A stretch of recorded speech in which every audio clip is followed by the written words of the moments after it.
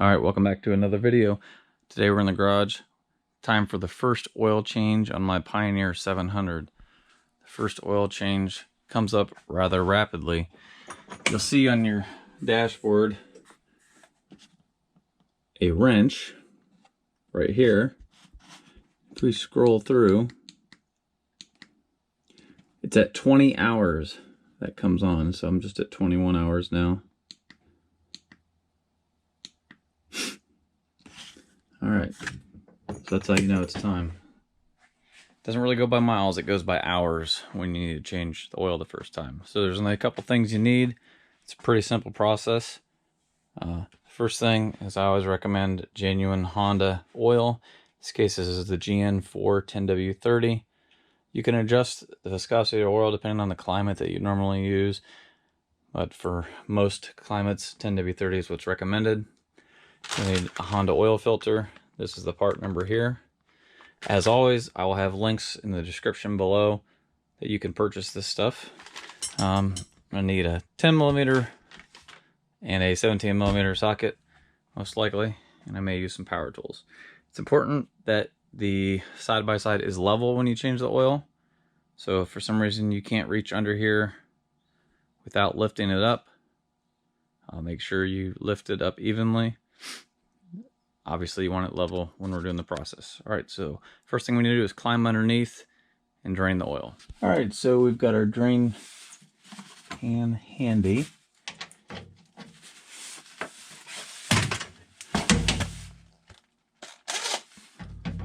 So I'm going to cheat here. This is 10mm. Just going to run these out real quick. What this is a access plate that covers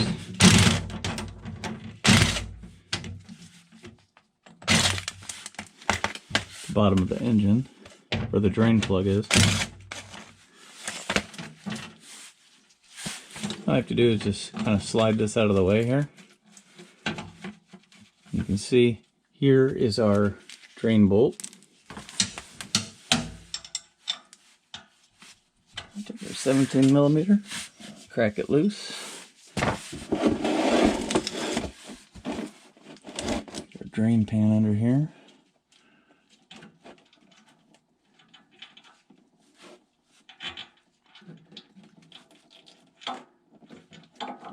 That was quite a bolt that goes in there, as you can see. So being level like this, the oil will drain pretty quick. Anytime you change the oil on a Honda, you're supposed to replace this washer. But you can usually, just a little hack, you can usually get a couple uses out of them. Alright, so check that there's an O-ring on the bolt here. Just make sure that that's in good condition before you reinstall this. It helps oil to drain faster if you take the oil cap off. Slide this bolt back in.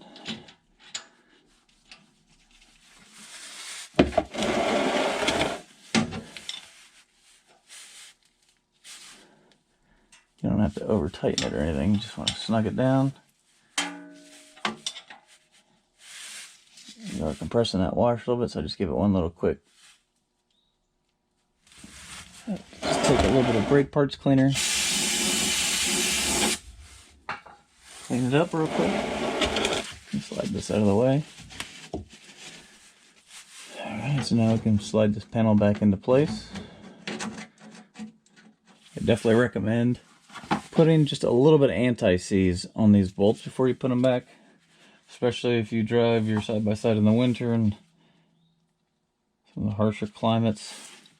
It's just very cheap insurance. Helps keep all this stuff from rusting out and seizing up. Done on this side. Now we're going to go over and change the filter. Alright, so to remove your seat, you just pull it up and out. And it just engages these tabs from here. I've removed the cap over there. As you can see, that's your oil fill. Remove this area here. Look down here. That is our oil filter. Right there. That's internal. It's kind of a strange design, and Honda's used this style for years. It would be nice if they had a spin-on oil filter, but they do not. And this is not that difficult. It's just a little more difficult. So we're going to carefully take that bolt out. Just make sure you put your oil pan under the hole. You can see it goes down to the ground there. And then there might be a little bit of oil spillage, but it should mostly, what drains out should go down through there. All right, so this is a 12mm here wrench. Let's break this loose.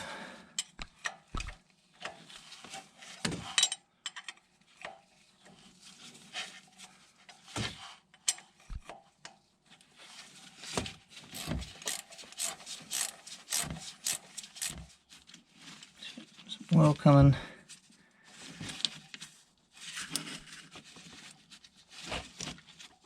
So that's loose.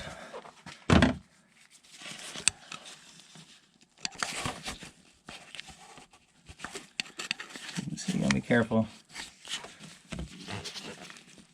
There we go. I'm kind of trying to keep this all together here. All right, so you could have put your new filter on. Doesn't matter really which side, but you got to watch. Usually this metal washer gets stuck to the old filter, which just did on this case, and that goes on this side towards the housing, okay? So just keep that in mind. So we're just going to set that in there and put this through here, like that. You see everything is back together. Now, if you want to clean it up a little bit, get the oil off the outside. Just make sure you got a little coating of oil on these O-rings.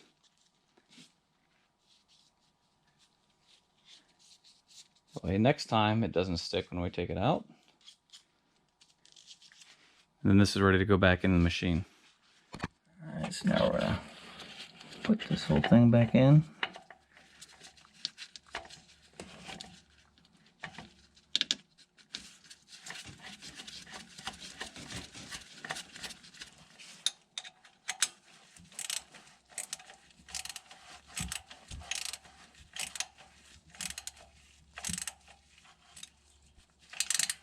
You don't want it too tight, just snug, and then one little.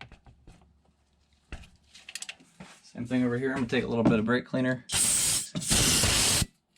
We'll let it drip dry for a second, and then we're ready to add oil. All right, so now as far as oil goes, if you're doing this and you're buying it by the quart, you want to buy 4 quarts. It takes between 3 and 4 quarts. And the reason there's such a variance is depending on how much oil you actually get out of the machine when you change the oil. So I'm going to start with about a little over 3, and then we're going to run it for a minute, a few seconds, let it sit, pull our dipstick, and top it off as necessary. So something like this comes in very handy, especially when you're using it by the gallon.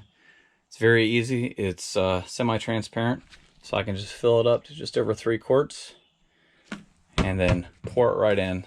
It's very easy, no mess. I'll have a link to the description of that as well.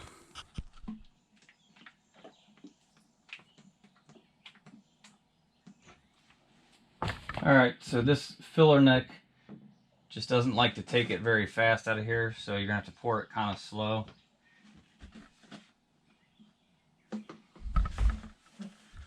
All right, so now I'm just going to go ahead and fire it up real quick.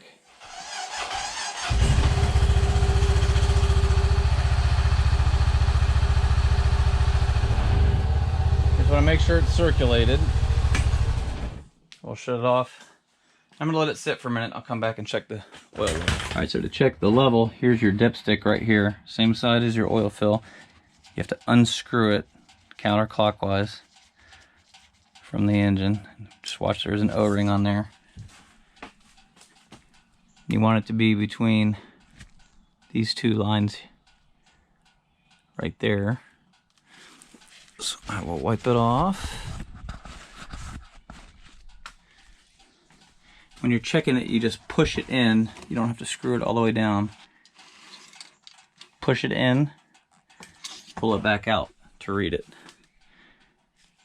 As you can see, we are a little low. Low yet.